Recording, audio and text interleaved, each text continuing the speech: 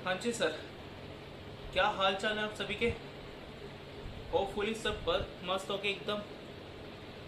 चलिए चलिए, अब हमारे पास में समय आ गया कि अब हम लोग अपनी क्लास 12 की प्रिपरेशन को करें स्टार्ट। और क्लास 12 की प्रिपरेशन को स्टार्ट करने के लिए मैं आप लोगों के लिए लेकर आ गया हूँ अपने इस यूट्यूब चैनल पर एक एक कॉन्सेप्ट की वीडियो। हम लोग यहाँ पे क्लास 12 के अकाउंट्स को चैप्टर वाइज और बिल्कुल एक एक कॉन्सेप्ट को हम लोग बहुत बहुत बहुत अच्छे से समझेंगे। तो चलिए, बिल्कुल टाइम वेस्ट ना करते हुए अब हम लोग अपनी क्लास 12 की जर्नी को स्टार्ट करते हैं। चलिए, हेडिंग डालेंगे सबसे पहले हम लोग चैप्टर नंबर 1। चैप्टर नंबर 1 है हमारा क्लास 12 के अकाउंट्स का फंडामेंटल ऑफ पार्टनरशिप।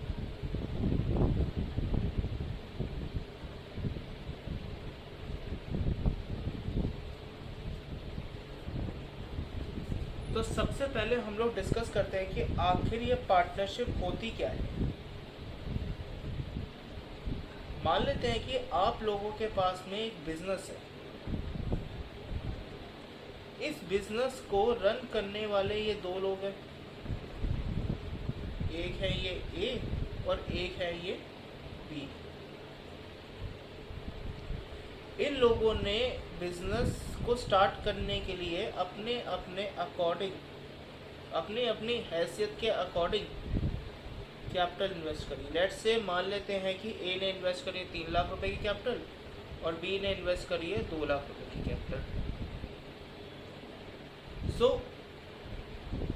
अब इन लोगों ने बिजनेस कैपिटल लगाकर अपना बिजनेस तो स्टार्ट कर ही लिया, लेकिन अब उस बिजनेस से हुआ प्रॉफिट इनको, और ये लोग प्रॉफिट ना अब अपना शेयर कर लेते हैं अपने अपने रेशियो के बेसिस पे।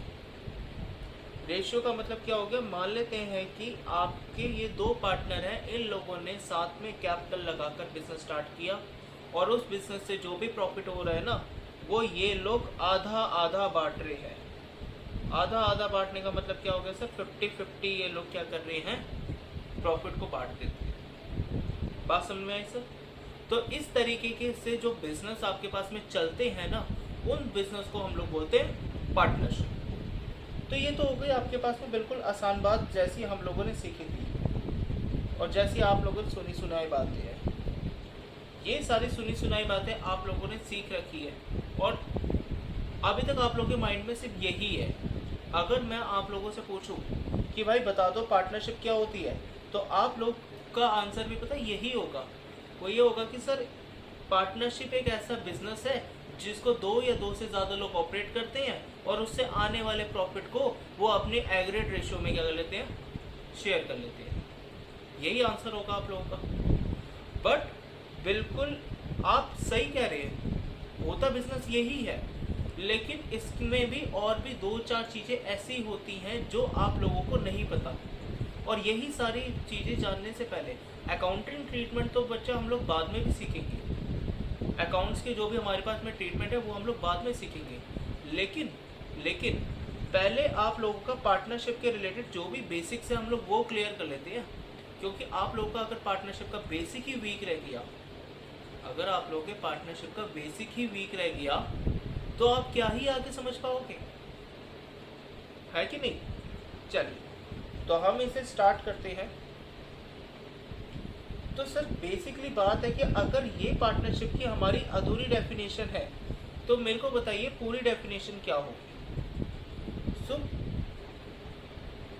Section number 4 of the Indian partnership act of the Indian partnership act 1932 ने बता रखा है कि पार्टनरशिप क्या होती है। तो इंडियन पार्टनरशिप एक्ट 1932 के सेक्शन नंबर 4 ने आपको क्या बताया है कि सर पार्टनरशिप क्या होती है, डिफाइन बताइए पार्टनरशिप की बेसिक। पार्टनरशिप की डिफाइन बताइए कि आखिर पार्टनरशिप होती क्या है। सो आइए लिखते हैं हम लोग कि आखिर आपकी पार्टनरशिप होती क्या है। तो बता दिया कि sir partnership is the relationship between person. Partnership is the relationship between person. ये वो रिलेशनशिप नहीं है जो आप समझ रहे हो, ये वो वाला रिलेशनशिप नहीं है। गंदा गंदा दिमाग में मत लेकर आना, गंदी चीज मत लेकर आना दिमाग में। पार्टनरशिप क्या है? पार्टनरशिप एक रिलेशनशिप है किन लोगों के बीच में? Partnership relationship between person who have agreed to share profit of a business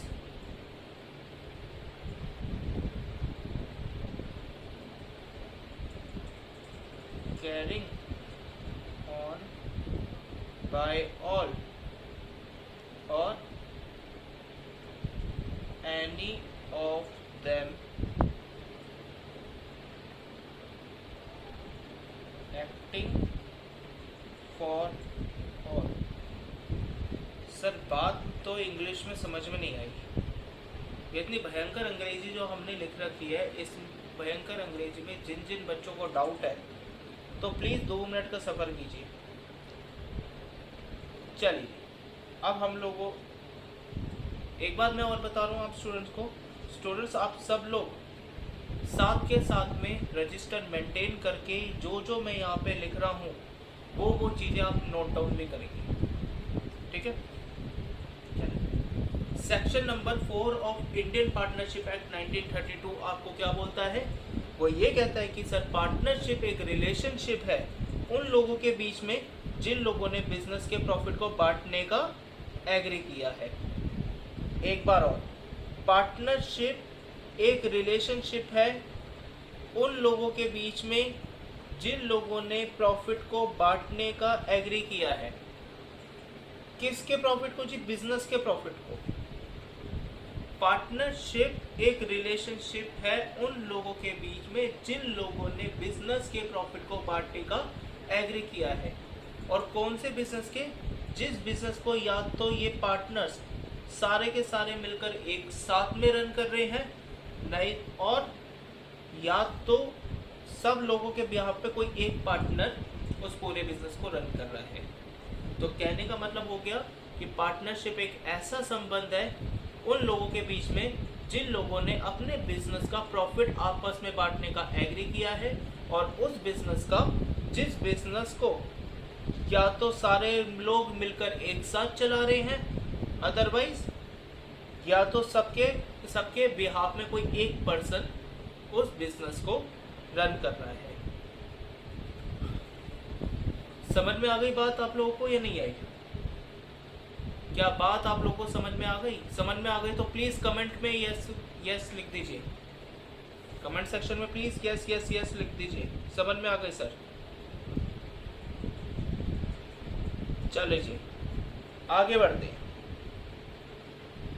तो सर पार्टनरशिप आपके पास में एक रिलेशनशिप है, तो पार्टनरशिप आपके पास में एक रिलेशनशिप है उन लोगों के बीच में जिन लोगों ने अपने बिजनेस के प्रॉफिट को बांटने का एग्री किया है, और साथ में या तो और उस बिजनेस का प्रॉफिट बांट रहे हैं ये लोग, जिस बिजनेस को या तो ये लोग साथ में या फिर सबके ब्याह पे कोई एक रन कर रहा है। तो बात सर एक बात अब और आती है, डेफिनेशन तो समझ में आ गई कि आखिर partnership, how partnership comes into existence,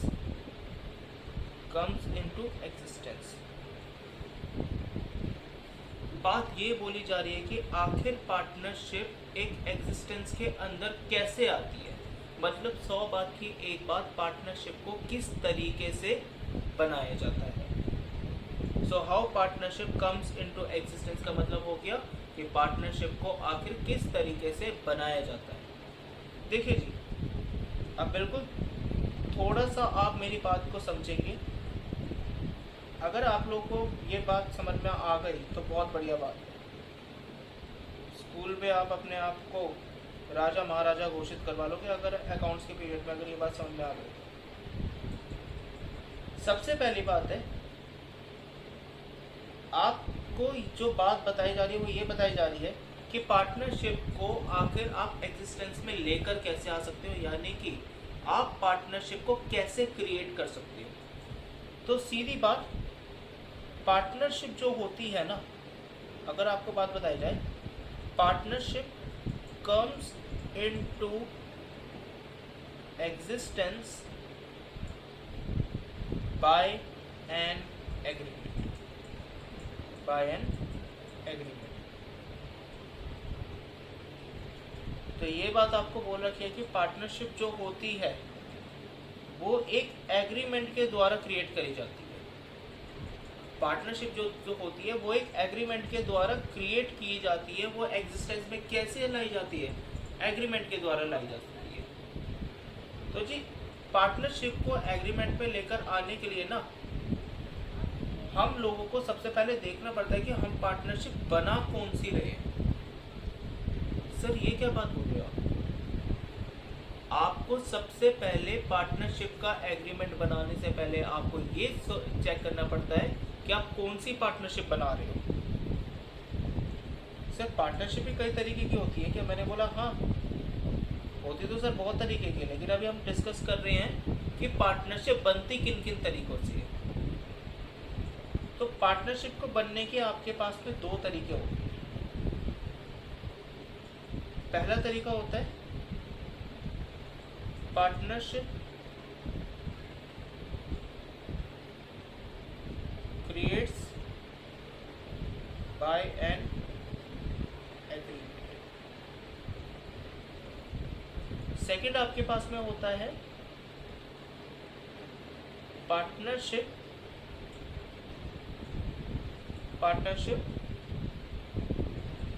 creates by oral obligations.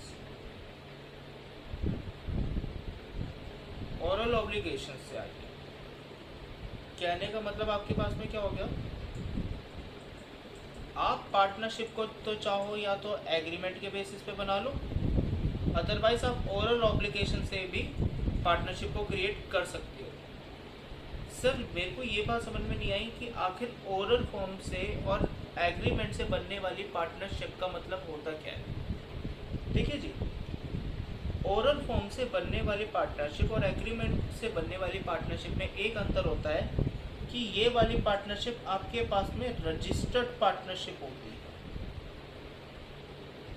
ये वाली पार्टनरशिप आपके पास में रजिस्टर्ड पार्टनरशिप होती है। कहने का मतलब है कि आपने सेक्शन नंबर 4 में दी गई जो भी कंडीशन है, ये वो पार्टनरशिप होती है जिसने सेक्शन नंबर 4 में दी गई सारी कंडीशन को फॉलो करके ये वाली पार्टनरशिप बनाई गई है।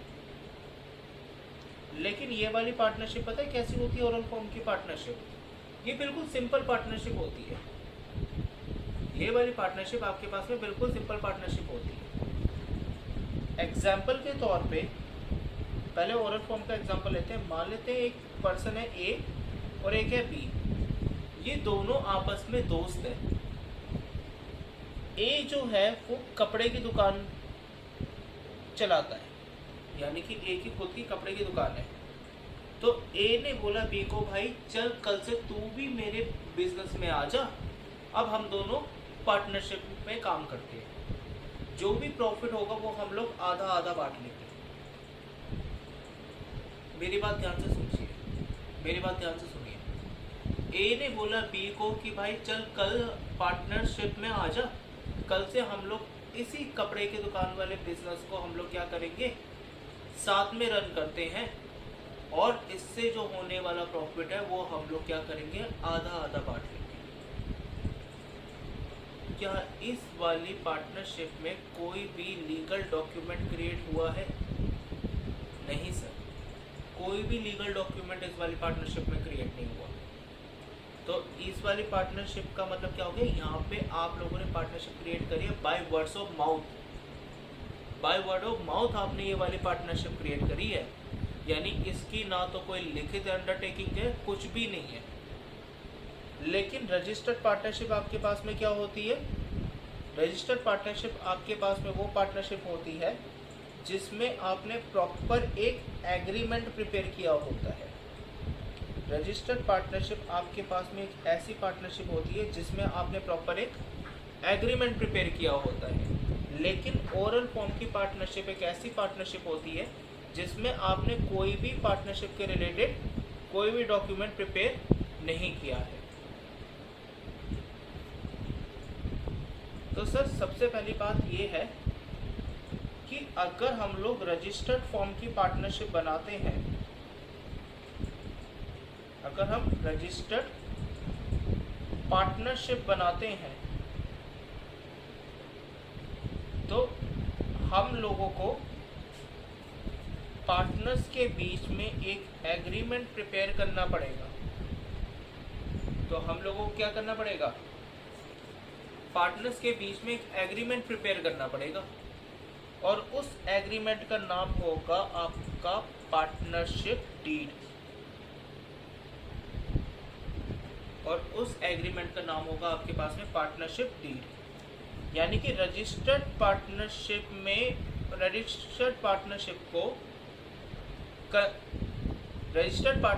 को एग्जिस्टेंस में लाने के लिए पार्टनर्स आपस में क्या करते हैं? एक एग्रीमेंट प्रिपेयर करते हैं और उस एग्रीमेंट का क्या नाम होता है? पार्टनरशिप डीड नाम होता है। लेकिन अगर मैं वहीं पे बात करूँ आपके पास में कि अगर आपके पास में अनरजिस्टर्ड पार्टनरशिप है तो उस पार्टनरशिप को प्रिपेयर करने के लिए आपको किसी भी तरीके का एग्रीमेंट की ज़रूरत नहीं है।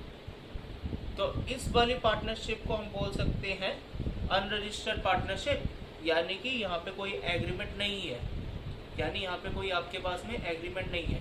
तो जिस भी पार्टनरशिप में एग्रीमेंट नहीं होता है उसे मैं अनरजिस्टर्ड पार्टनरशिप बोलता हूँ।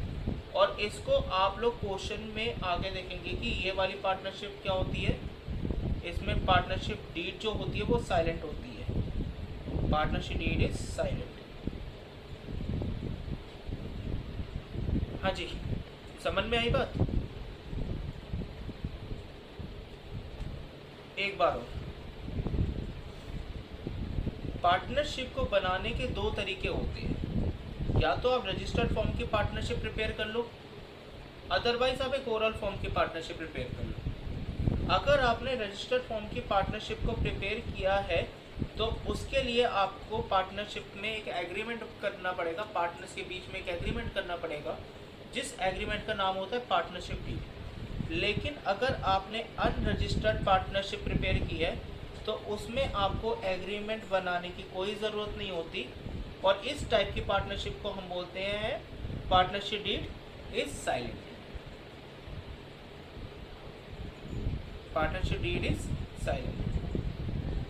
तो सर जी एक बात अब आप लोग मेरे को बताओगे, ये बात अगर आपको पता चली तो इसका मतलब पार्टनरशिप अगर हम लोग रजिस्टर्ड फॉर्म की भी बना सकते हैं, अनरजिस्टर्ड फॉर्म की भी बना सकते हैं। तो इसका मतलब क्या होगा, रजिस्ट्रेशन जो होगा पार्टनरशिप का, registration of partnership is optional. तो इसका मतलब होगा कि जरूरी नहीं है कि आपको पार्टनरशिप क्रिएट करते टाइम पे जरूरी नहीं है कि पार्टनरशिप को क्रिएट करते टाइम पे आपको पार्टनरशिप को रजिस्टर करवाना ज़रूरी है, मैंडेटरी है। तो यहाँ पे आपका कोई भी पार्टनरशिप को क्रिएट करवाने का कोई भी मैंडेटरी नहीं है। आप चाहो तो अनरजिस्टर्ड पार्टनरशिप क्रिएट करके भी आप अपनी पार्टनरशिप को आगे रन कर सकते हो। तो कहने का मतलब क्या हो गया, आपके पास में पार्टनरशिप का रजिस्ट्रेशन जो होता है वो ऑप्शनल होता है। आई बात समझ में सर या नहीं आई? क्या आपको बात समझ में आई यहाँ तक?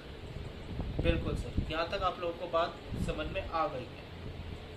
तो रजिस्ट्रेशन ऑफ पार्टनरशिप ऑप्शनल, हम लोगों ने इसमें एक ये बात देखी। तो सर आपने ऊपर में ये क्यों लिखा है कि partnership come into existence by an agreement? ये मेन पॉइंट है आपके पास में। पार्टनरशिप तो आती है एक एग्रीमेंट के बेसिस पे। जब आप लोग बीकॉम करोगे तो उसमें बिजनेस लॉ का एक सब्जेक्ट आता है, उसमें एग्रीमेंट के बारे में एक बात बता रखी है। एग्रीमेंट क्या होता है? जब आप सामने वाले को ऑफर करते हो और सामने वाले उस ऑफर को एक्सेप्ट कर लेते हैं तो वो आपके बीच में क्या बन जाता है? एग्रीमेंट बन जाता है। तो जब भी आप सामने वाले को ऑफर करते हो और सामने वाला उस ऑफर को एक्सेप्ट कर लेता है तो फिर वो एक एग्रीमेंट बन जाता है। तो पार्टनरशिप जो होती है ना, वो किस फॉर्म, वो कैसे आपके पास में एग्जिस्टेंस में आती है? एग्रीमेंट के बेसिस पे। एग्रीमेंट का मतलब क्या होता है? ऑफर को एक्सेप्ट करने के बेसिस पे आती है। तो ऑफर कैसे कैसे एक्सेप्ट किया जा सकता है आपका? या तो आप लिखित में ऑफर को एक्सेप्ट कर लो, जिसको मैं क्या कहूँगा? Registered partnership. और या तो आप सिर्फ मुंह से बोल के एक्सेप्ट कर लो कि हाँ जी सर एक्सेप्टेड, कबूल है कबूल है कबूल है। अब इस फॉर्म पे भी एक्सेप्ट कर सकती हूँ। चलिए और हम लोग आगे चर्चा करते हैं।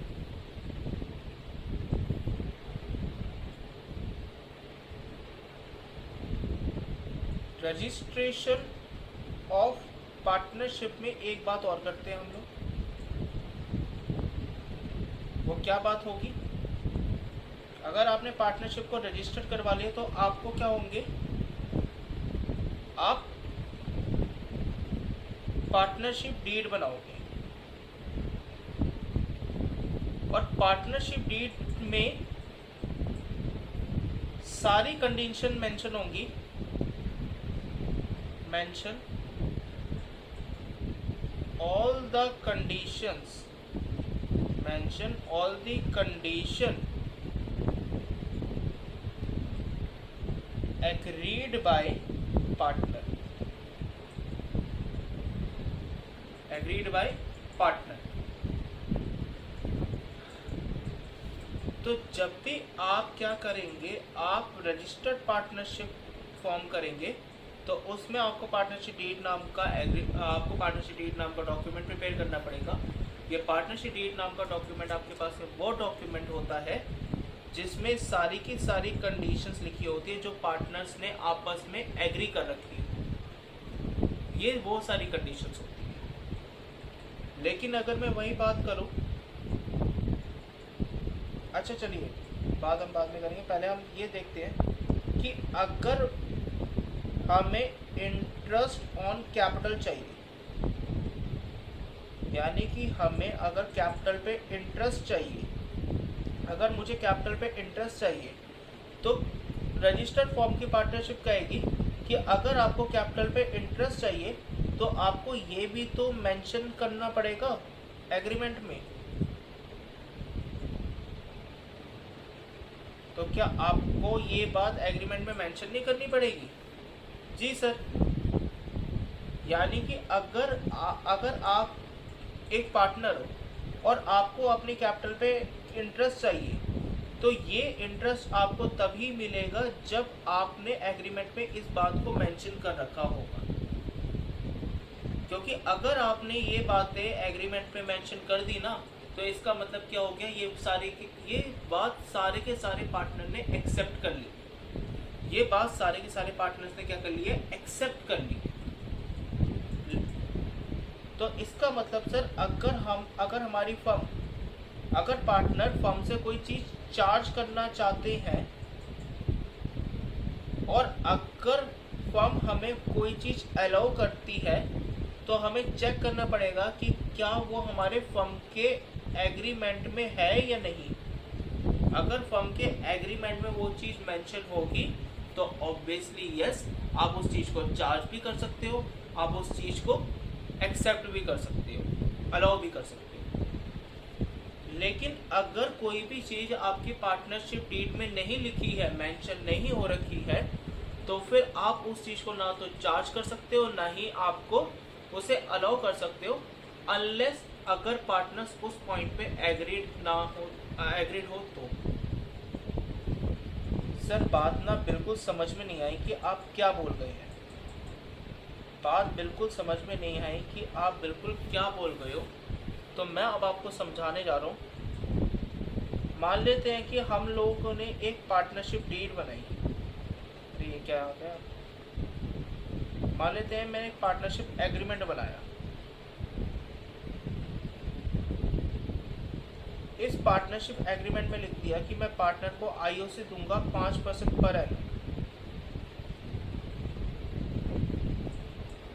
मैं पार्टनर को सैलरी दूंगा 300 रुपये महीना। पार्टनर्स की जो प्रॉफिट शेयरिंग रेशियो होगी, पार्टनर्स को प्रॉफिट बांटना होगा तो वो 3:2 की फॉर्म में बांटा जाएगा। ये सारी बात मैंने इसमें लिख दी है पार्टनरशिप एग्रीमेंट में। सो अगर मेरे पार्टनरशिप एग्रीमेंट में ये बातें लिखी हुई हैं, तो पार्टनर अपनी कैपिटल पे इंटरेस्ट चार्ज कर सकता है। यस सर, मैंने बोला कि मान लेते हैं कि हमारा पार्टनर है ए और बी। ए ने इन्वेस्ट करे 3 लाख रुपए कैपिटल की फॉर्म में, बी ने इन्वेस्ट करे 2 लाख रुपए कैपिटल की फॉर्म में। अगर मैं वहीं पे बात बताऊं, ए कहता है कि हमें अपनी कैपिटल पे आईओसी चाहिए, इंटरेस्ट ऑन कैपिटल चाहिए, हमें अपनी कैपिटल पे इंटरेस्ट चाहिए। तो क्या फर्म के एग्रीमेंट में कैपिटल पे इंटरेस्ट देने के लिए लिखा हुआ है? क्या फर्म के एग्रीमेंट में कैपिटल पे इंटरेस्ट देने के लिए लिखा हुआ है? हाँ जी सर, ये देखिए ना, इंटरेस्ट ऑन कैपिटल आप 5% दे सकते हो। तो सर आप दे सकते हो, लेकिन अगर ये बात नहीं लिखी होती एग्रीमेंट में तो क्या करते?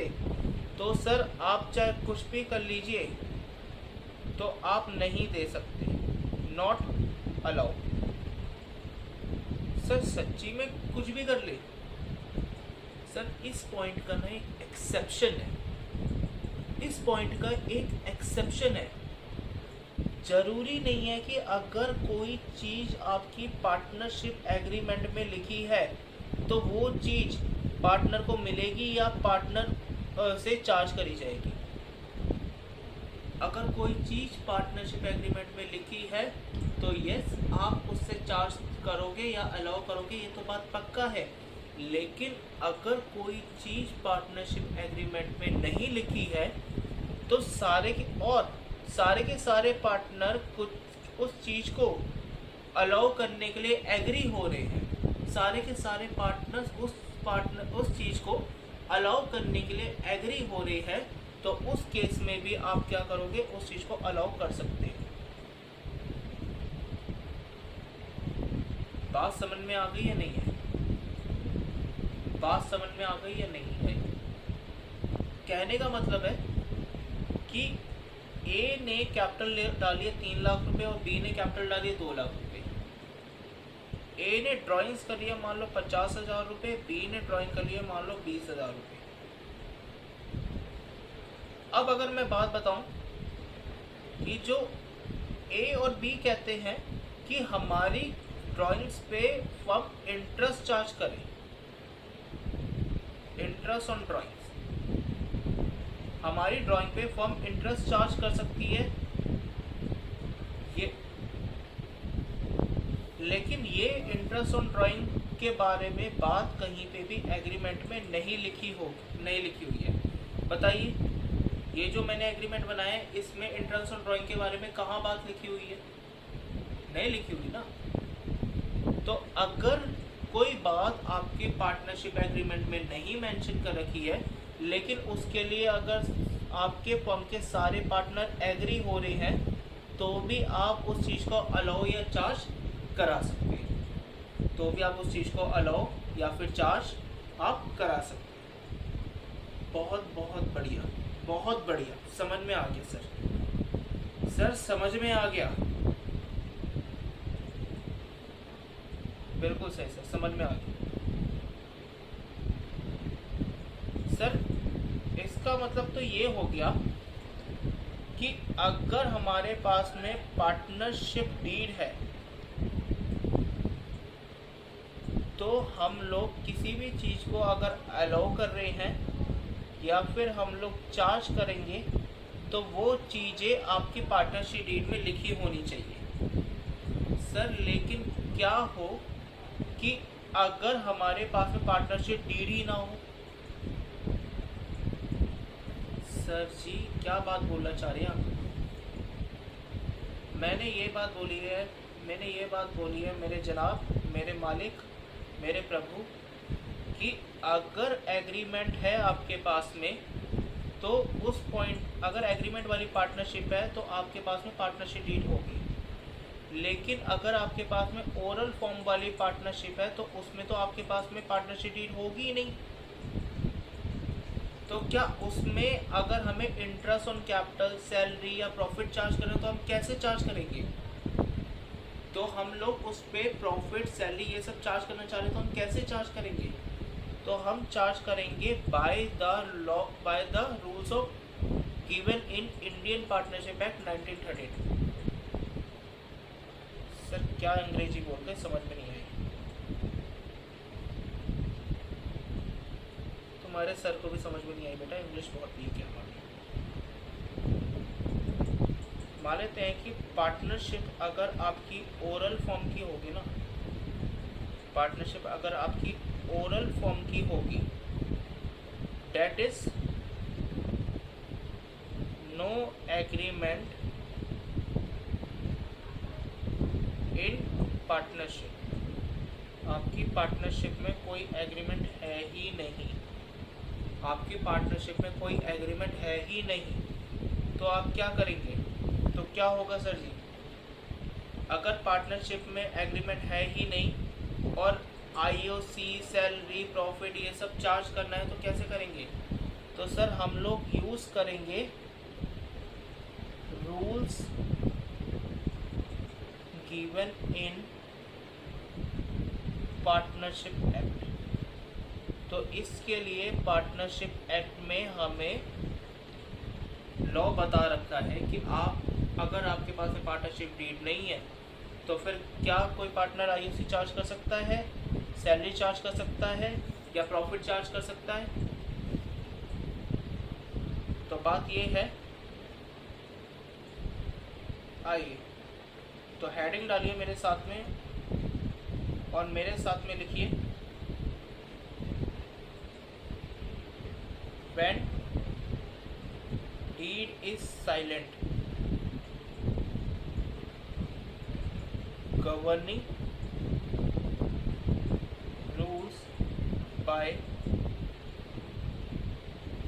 Indian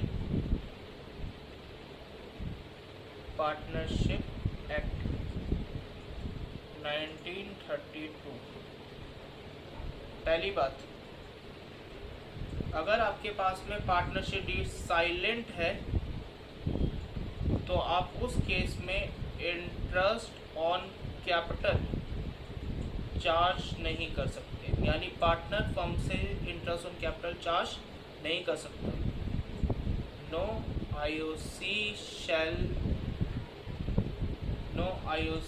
shell be charge by partner.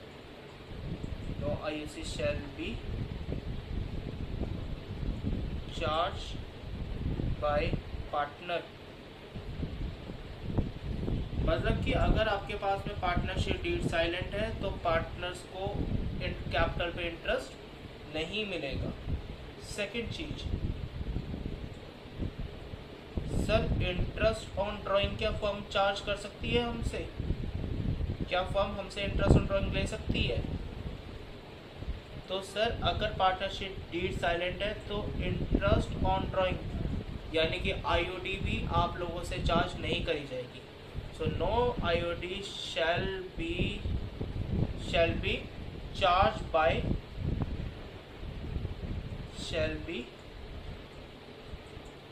Charge by firm, तो फर्म भी हम लोगों से इंटरेस्ट ऑन ड्राइंग चार्ज नहीं कर पाएगी। थर्ड पॉइंट,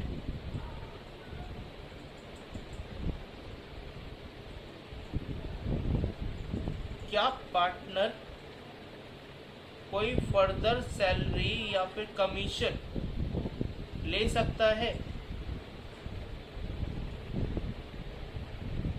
क्या पार्टनर कोई फर्दर सैलरी कमीशन ले सकता है अगर पार्टनरशिप डीड आपकी साइलेंट है तो? नहीं sir, no salary or commission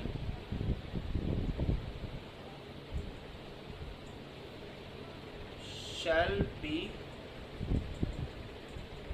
allowed to partner. तो पार्टनर को किसी भी तरीके का सैलरी या फिर कमीशन नहीं मिलेगा। तो पार्टनर को किसी भी तरीके का सैलरी या फिर कमीशन नहीं दिया जाएगा फर्म के द्वारा। सर चौथी बात, सर फर्म का प्रॉफिट या फिर लॉस हम कैसे बांटेंगे? सर अगर आपके पास में पार्टनरशिप डीड साइलेंट है तो आप फर्म का प्रॉफिट और लॉस कैसे बांटोगे? इक्वली बांटोगे। सर ऊपर वाले केस में हम लोग अपनी मनचाहे तो वो रेशियो बना सकते हैं, लेकिन नीचे वाले केस में जब पार्टनरशिप डीड साइलेंट है तो आप रेशियो क्या करोगे? इक्वली रखोगे, यानी प्रॉफिट आप बांटोगे बराबर बराबर। और पांचवा पॉइंट आपके पास में क्या आ जाएगा मालिक?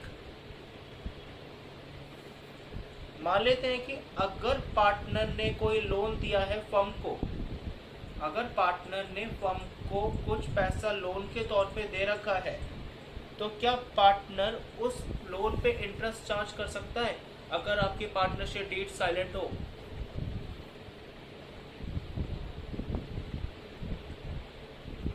तो इंटरेस्ट ऑन पार्टनर्स लोन आपके पास में चार्ज किया जाएगा 6% पर एनम।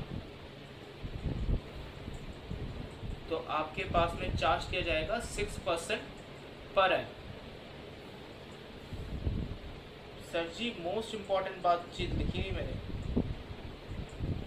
ये मोस्ट इम्पॉर्टेंट है आप लोगों के लिए।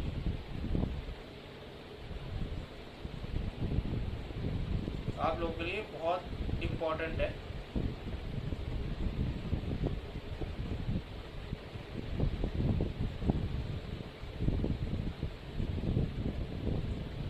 चलिए एक बार फिर करते हैं। अगर आपके पास में पार्टनरशिप आपकी ओरल फॉर्म की है तो उसमें आपका पार्टनरशिप एग्रीमेंट नहीं होता है। पार्टनरशिप एग्रीमेंट नहीं होने का मतलब क्या होगा कि आपकी उस केस में जो पार्टनरशिप डीड होगी वो साइलेंट होगी, और जब भी पार्टनरशिप डीड साइलेंट होती है तो interest on capital partner firm से चार्ज नहीं कर सकते। Interest on drawing firm partner से चार्ज नहीं कर सकती। पार्टनर किसी भी तरीके की सैलरी चार्ज नहीं कर सकते। प्रॉफिट एंड लॉस को इक्वली रखेंगे, और अगर पार्टनर ने किसी भी तरीके का लोन फर्म को दिया है तो पार्टनर उस लोन पे 6% का ब्याज चार्ज कर सकते हैं, ना 6% से कम ना ही 6% से ज़्यादा। बात समझ में आ गई? तो कमेंट में प्लीज़ थम्स अप कर दीजिए। Give me thumbs up in comment. ठंडी देना भैया।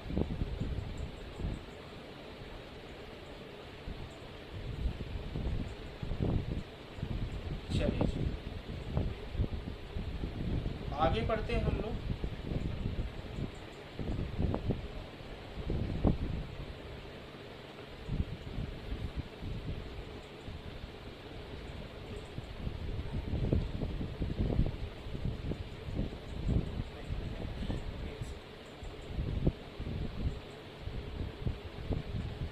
Features of partnership.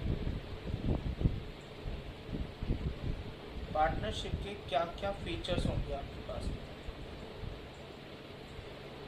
पार्टनरशिप के आपके पास क्या क्या फीचर्स होंगे। तो अगर आप लोगों को फीचर ऑफ पार्टनरशिप याद करने हैं ना, आप लोगों को अगर पार्टनरशिप के फीचर्स को याद करना है ना, तो बस अपने हाथों को देख लेना। पार्टनरशिप के अगर फीचर को याद करना है तो बस भगवान के लिए अपने हाथों को देख लेना। क्यों? क्योंकि हाथ की हथेली को इंग्लिश में क्या कहते हैं? पाम। हाथ की हथेली को इंग्लिश में क्या बोलते हैं? पाम। अच्छा, हमारे पास में दो हाथ हैं तो हम लोग क्या लिखेंगे उस, तो हमारे पास में क्या होगा? पाम्स। तो ये मैंने न्यूमोनिक्स आप लोगों के लिए तैयार किया है। पार्टनरशिप के फीचर्स को याद करने के लिए न्यूमोनिक्स याद कर लीजिएगा, PALMS। तो इसलिए पार्टनरशिप के फीचर्स को याद करने के लिए अपनी हाथ की हथेली देख लेना। हाथ की हथेली का मतलब क्या होगा आपके पास में? पाम। आपके पास कितने हाथ है? दो हाथ है ना, तो इसलिए पाम्स। तो पहला आपके पास में P स्टैंड्स फॉर पर्सन। पहला फीचर आपके पास में क्या आता है? P stand for person. Second आपके पास में क्या आता है? Artificial entity. थर्ड आपके पास में क्या आ जाता है? Legal business. देन आपके पास में आता है म्यूचुअल एजेंसी। और लास्ट आपके पास में क्या आता है? Sharing profit. Sharing profit ratio.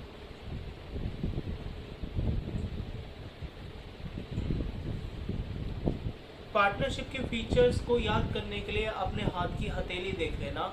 हाथ की हथेली में, आपके हाथ की हथेली को इंग्लिश में क्या बोलते हैं? पाम बोलते हैं। और हर एक इंसान के पास में दो हाथ होते हैं, तो इसलिए हम लोग उसको क्या बोलेंगे? पाम्स बोलेंगे। एस लगा देंगे तो PALMS, पाम्स।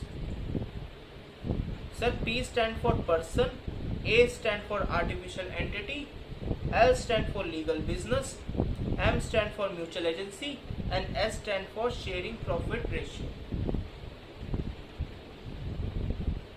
एक एक करके सर जी आप पढ़ते हैं। बोला जा रहा है sir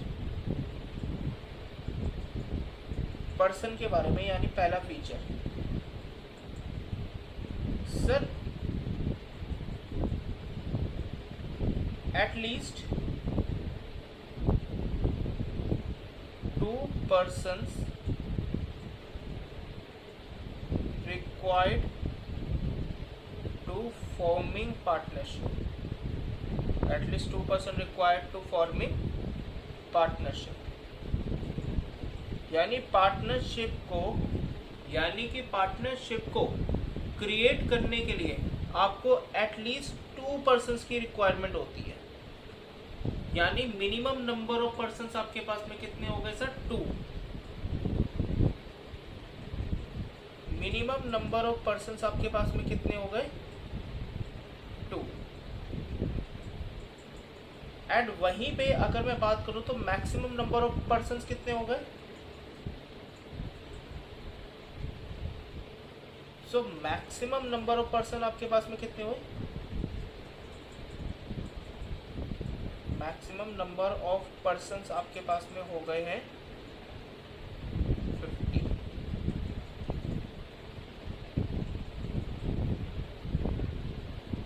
sir, minimum number of person एक पार्टनरशिप को क्रिएट करने के लिए आपके पास में होने चाहिए 2, लेकिन मैक्सिमम नंबर ऑफ पर्सन्स आपके पास में होने चाहिए कितने?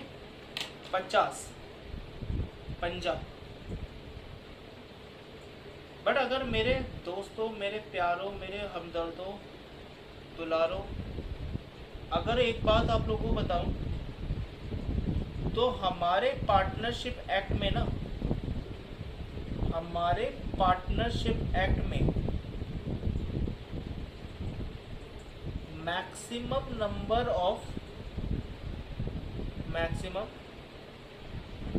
ऑफ पार्टनर्स के बारे में कुछ नहीं बता रखा। मैक्सिमम नंबर ऑफ पार्टनर्स के बारे में कुछ भी नहीं बता रखा। मतलब सर, मतलब कि आप जो ये पढ़ रहे हो ना, maximum number of partner is 50, तो ये बात पार्टनरशिप एक्ट में नहीं लिखी हुई है। ये बात आपके पार्टनरशिप एक्ट में नहीं लिखी हुई है। तो सर हमने कैसे जज कर लिया कि ये मैक्सिमम नंबर ऑफ पार्टनर्स 50 होने चाहिए? सर ये बात आपने जज करी है, ये बात आपने जज करी है क्योंकि पार्टनरशिप एक्ट में मैक्सिमम नंबर ऑफ पार्टनर्स की जगह पे एक बात और लिखी हुई है, एक बात और लिखी हुई है।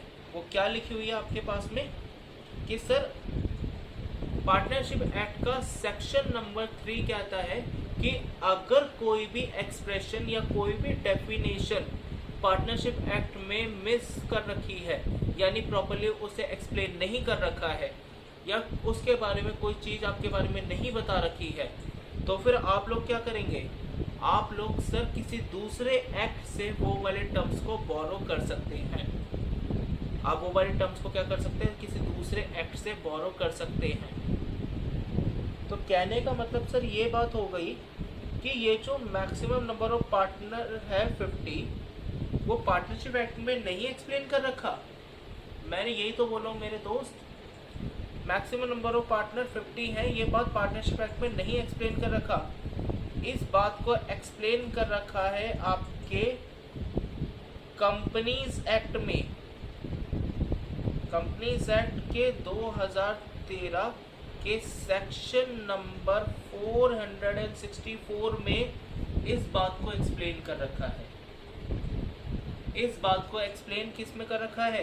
कंपनीज एक्ट के सेक्शन नंबर 464 में मैक्सिमम नंबर ऑफ पार्टनर को एक्सप्लेन कर रखा है, क्योंकि ये वाली बात हम लोगों ने पार्टनरशिप एक्ट ने ये वाली बात कंपनीज एक्ट 2013 से बोरो करी है। बात समझ में आ गई या नहीं है? तो सर आपके पास में जो मैक्सिमम नंबर ऑफ पार्टनर्स वाली बात आई है ना, वो कैसे वो कहाँ से पता चली है? मैक्सिमम नंबर ऑफ पार्टनर्स वाली बात आपको पता चली है कहाँ से सर जी? कंपनीज एक्ट 2013 के सेक्शन नंबर 464 में। Section number 464 of the companies act 2013 में ये बात लिखी है। बात समझ में आई सर जी यहाँ तक या नहीं है?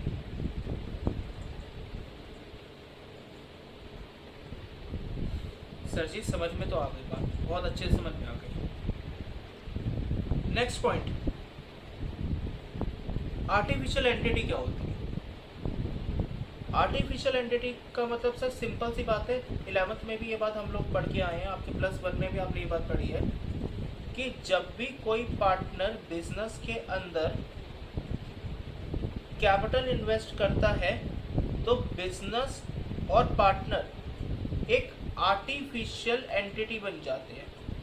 मतलब कि जब भी कोई पार्टनर अपने बिजनेस में कैपिटल इन्वेस्ट करेगा तो फिर बिजनेस आपका क्या बन जाएगा? एक आर्टिफिशियल एंटिटी बन जाएगा। तो पार्टनरशिप, तो जो पार्टनर्स हैं और पार्टनर का बिजनेस यानी पार्टनरशिप बिजनेस है, वो आपस में क्या है? तो पार्टनरशिप बिजनेस क्या है? पार्टनर्स का एक आर्टिफिशियल एंटिटी है। नेक्स्ट आपके पास में बात आ रही है लीगल बिजनेस। लीगल बिजनेस क्या कहता है आपको? लीगल बिजनेस आपको क्या कहता है कि सर अगर आप पार्टनरशिप कर रहे हो ना, तो पार्टनरशिप करने के लिए सर बिजनेस होना बहुत ज़रूरी है। यानी बिना किसी बिजनेस में पार्टनरशिप नहीं हो सकती। और आप जिस बिजनेस को यहाँ पे ओपन करोगे ना, वो बिजनेस आपका लीगल होना चाहिए, वो कोई इलीगल एक्टिविटी डील नहीं करना होना चाहिए। सर म्यूचुअल एजेंसी क्या बात बोलता है? म्यूचुअल एजेंसी आपको ये बात कहता है कि सर पार्टनर्स जो है ना, वो पार्टनर्स एक दूसरे पार्टनर के एजेंट भी है और प्रिंसिपल भी है। कहने का मतलब है सर, एक फर्म में अगर दो पार्टनर हैं तो ये दोनों पार्टनर एक दूसरे के एजेंट और प्रिंसिपल दोनों हैं। मतलब कि अगर ए बी का प्रिंसिपल है तो वहीं ए जो है वो बी का एजेंट भी कहलाया जाएगा। तो सर जी अगर मान लेते हैं किसी पार्टनर ने ज़्यादा कैपिटल इन्वेस्ट कर रखी है या फिर कम कैपिटल इन्वेस्ट कर रखी है, तो क्या हमारे बीच में कोई बड़ा पार्टनर या छोटे पार्टनर का रोल इस्टेब्लिश नहीं होगा? मैंने बोला नहीं भाई साहब, पार्टनरशिप में प्रिंसिपल और एजेंट हर एक पार्टनर एक दूसरे पार्टनर का प्रिंसिपल भी है, एक दूसरे पार्टनर का एजेंट भी है। यानी कि पार्टनर चाहे तो अपना सामने वाले पार्टनर को कोई काम असाइन भी कर सकता है और कोई सामने वाला पार्टनर उसको काम असाइन भी करा सकता है। अगर मैं वही बात बोलूँ, शेयरिंग पीएसआर आपके पास में क्या हो गई फिर, यानी शेयरिंग प्रॉफिट क्या हो गया कि सर पार्टनरशिप में प्रॉफिट शेयर करने के लिए एक रेशियो ऑलवेज भी डिसाइड होनी चाहिए। हर एक पार्टनरशिप में प्रॉफिट को बांटने की एक रेशियो डिसाइड होनी चाहिए। सो होपफुली आपको ये चीज़ समझ में आई होगी आज। चलिए जी, सो आज हम लोग यहीं पे रुकते हैं।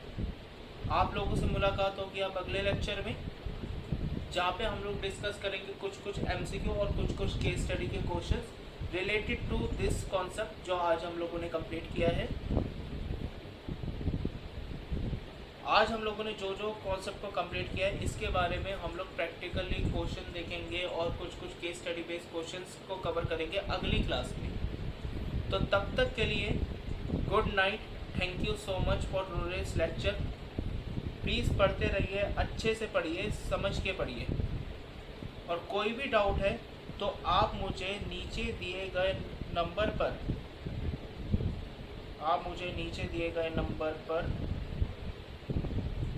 व्हाट्सएप कर सकते हैं। आप मुझे नीचे दिए गए नंबर पर व्हाट्सएप कर सकते हैं, और आप चाहे तो मुझे इंस्टाग्राम पे भी मैसेज कर सकते हैं। मेरी इंस्टाग्राम आईडी है आदित्य सक्सेना 9977।